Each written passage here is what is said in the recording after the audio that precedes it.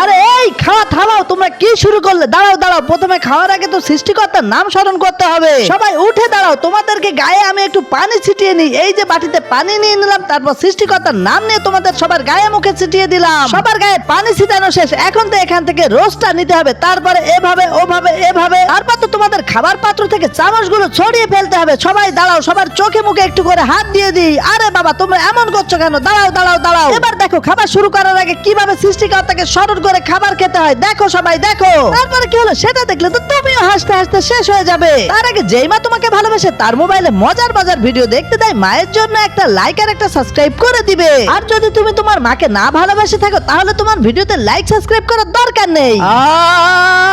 এই তো গেলাম আমি পালিয়ে।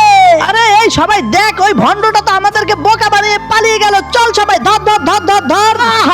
কেমন মজা, দেখো বোকা বানিয়ে খাবারগুলো খেলাম।